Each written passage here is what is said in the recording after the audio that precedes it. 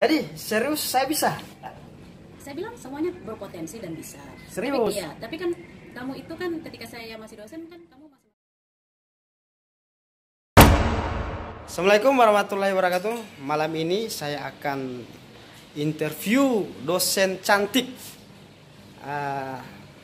Malam ini menunjukkan pukul 6.30 dan hari ini beliau ternyata lembur. Kita lihat kenapa beliau hari ini lembur dan saya akan interview beliau sedikit. Oke? Ibu Nurmin pakai headset Pro. Bunda. Cantik kan? Oke, saya hari ini akan buat konten tentang dosen cantik, pengacara cantik, asesor cantik, dan kandidat dokter. Amin. Karena sudah selesai ujian, tinggal wisuda. Apakah memilih saya? Itu temanya. Dan sebelum saya interview dosen cantik saya ini, saya perkenalkan dulu. Nah, ini desain ruangannya sangat bagus. Ada foto, ya kita lihat. Sana foto beliau wisuda. Itu wisuda S2 S1 Bunda yang di atas. Ini mana ini ya? Ya. Ini waktu saya disumpah jadi pengacara. Oh, pengacara. Iya. Ternyata saya salah kawan-kawan. Saya kira wisuda. Itu 2016 awal. 16 awal. Terus yang foto keluarga di atas ya? Mana? Enggak, ini teman-teman semua. Karena Oh, saya kan belum berkeluarga. Oh, belum jadi belum punya foto keluarga. Belum punya foto keluarga. Oke. Kita lihat lagi. Saya tarik kameranya. Ada baju kebesaran. Ya, Ini baju sidang saya. baju sidang. Jadi Advokat. sebagai advokat. Mantap, Bro. Ini udah matang. Oke. Ini ada Al-Qur'an lagi, Al-Qur'an. Biasa ngaji, Bunda? Alhamdulillah. Ini saya bisa lancar mengaji karena 6 tahun di pesantren Al-Huda. Pesantren Dan saya temani saya sehari-hari sebelum beraktivitas dan sesudah beraktivitas kita buka Al-Quran dulu. Sangat religius dari Al-Huda. Amin. Oke, sebelum saya interview lagi, saya perlihatkan dulu ruangan dosen cantik di mana ada buku-buku. Ya, ada buku tentang KUHAP, buku-buku hukum semua. Perdata, pidana, ada juga kriminologi, semuanya ada di sini tentang hukum. Ini juga ada buku-buku. Banyak ternyata buku-buku dari Bunda cantik ini. Dan saya akan langsung interview. Oke, sebelum saya interview, tentu saya akan menjelaskan sama teman-teman tema hari ini dosen cantik, pengacara cantik, asesor cantik, dan kandidat dokter cantik. Apakah memilih saya? Oke, sebelum saya interview, Bunda, Siap. saya ingin buat pertanyaan sendiri dulu. Kalau misalnya saya jadi apa ya, jadi suaminya Bunda, kira-kira apa ya tanggapan Bunda? Tapi sebelum dijawab, berikan sedikit pengantar. Pertama, saya ini ya kerjanya mungkin sama, kita pengurus di salah satu lembaga, tapi jujur saya belum dosen. Kedua, saya juga ini kerjanya belum matang, belum bisa beradaptasi di membangun keluarga. Nah, kira-kira tipe seperti apa yang Bunda inginkan? Jadi maksudnya tipe apa ini? Tipe, kalau saya kan ganteng, Alhamdulillah. iya kan, dan kalau saya lihat cocok. Tapi tipe seperti apa yang diinginkan oleh Bunda? Apakah bisa masuk di kategori itu sehingga saya jadi pilihan dosen cantik ini? Semua orang punya kemungkinan itu. Karena kan menyukai seseorang itu kan dari hati. Ya, oke, dari hati pertama. Terus? Ya, dari hati. Dan saya tidak melihat seseorang itu dia bagaimana dan kenapa. Yang penting mungkin itu rahasia yang disebut rahasia jodoh itu. Mungkin saya belum ketemu sama jodoh. Saya nggak tahu kedepannya seperti apa. Dan saya percaya jodoh itu hak Tuhan. Hak Tuhan. Ya, misteri. Sering. Ya. Jadi saya mau tekankan lagi, ibu tidak pandang materi ya? Enggak. Apa yang paling utama kira-kira? Yang pertama itu Harapan calon suami. harus orang baik. Oke, orang baik. Orang baik itu kan maksudnya pokoknya saya bisa merasakan kalau orang itu baik. Feeling. Nah, ada feeling bahwa dia orang baik. Yang berikut lagi apa adanya.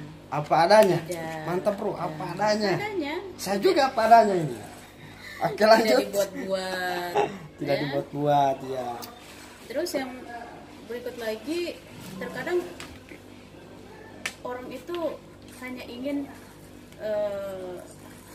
bersama-sama itu ketika lagi senang-senangnya.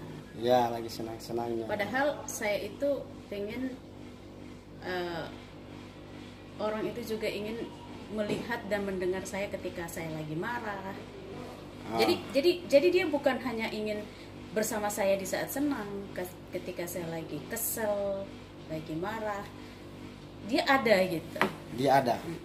Minimal Mau mendengarkan keluh kesah kita. Karena kan dalam segi pekerjaan kita bisa suntuk, bisa boring, ya kan? Nah, jadi bisa karena kita hanya ingin menelpon seseorang, hanya ingin didengarkan kita marah-marah, dia tahan dengan marah-marahnya saya. gitu. Karena kalau laki-laki suka sama perempuan di saat bahagia-bahagianya, senang-senangnya sih itu mudah, tapi bisa tetap bertahan di saat dimarah-marahin.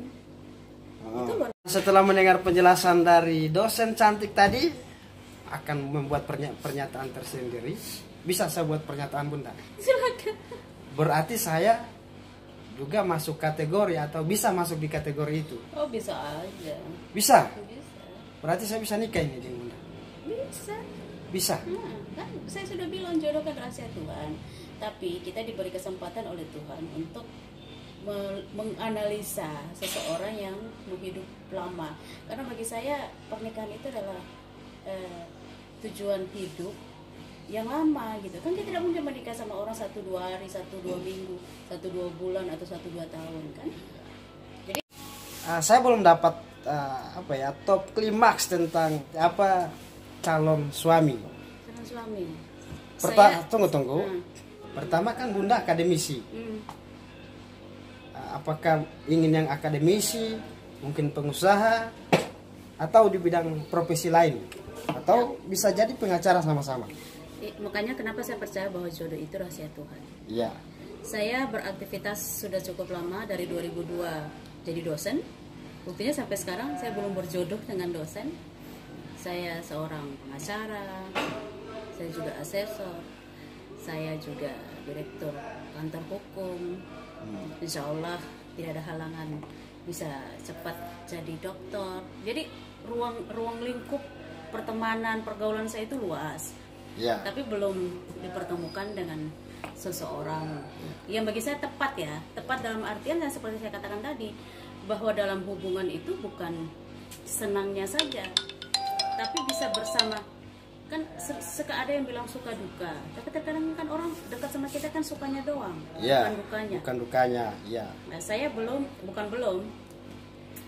rata yang saya sih melihat, dan beberapa klien saya itu curhat itu begitu. Biasanya laki-laki itu jarang menemani perempuan kalau lagi marah-marah, bahkan ditinggal, kalau lagi ditelepon dimarah-marahin, handphone dimatikan. Kalau kita berkomunikasi lewat WA, kita lagi ngamuk-ngamuk, WA kita nggak dibuka. Ya. Itu penilaian penting buat saya. Saya bagaimana bisa membangun suatu kehidupan dengan seseorang yang tidak ingin melihat saya lagi marah-marah gitu. Oh gitu. Dan saya kalau lagi marah kepada seseorang, berarti orang itu spesial. Karena saya nggak mungkin marah sama orang yang tidak spesial buat saya. Ya sayang ya, kalau marah berarti sayang. Ketika saya lagi menumpahkan kemarahan saya kepada seseorang, berarti dia spesial dong. Tapi dengar itu kalau ada yang menginginkan satu persepsi, satu pandangan membangun keluarga dengan Bunda dosen cantik ini, dengar saja. Ketika saya lagi marah-marah, lagi ngamuk, atau tanda kutip lagi cemburu gitu kan, tidak didengar, ditinggal. Ya. Dan jadi serius saya bisa, Bunda. Saya bilang semuanya berpotensi dan bisa. Serius? Tapi, iya, tapi kan kamu itu kan ketika saya masih dosen kan kamu masih mahasiswa saya pada saat itu. Aduh, jadi saya nggak bisa. Iya, umurnya terlalu jauh. Oh, umur, Hampir 20 faktor tahun umur. loh kita beda. Saya 42 sekarang, kamu? Tapi kan cinta nggak mengenal Harusnya, umur. harusnya. Tapi kan umur mempengaruhi pola pikir. Aduh, bahaya. Saya gagal kawan. Jadi ada yang mau. Jadi ini hitung-hitung juga promosi, siapa tahu lewat medsos, lewat YouTube, bunda saya dapat jalan jodohnya lewat sini. Atau ada yang mau komunikasi kan nggak jadi masalah kalau kita komunikasi. Siapa saja yang tak kenal nanti saya kasih informasi atau tinggal komen saja di akun YouTube saya ini di bawah. Oke?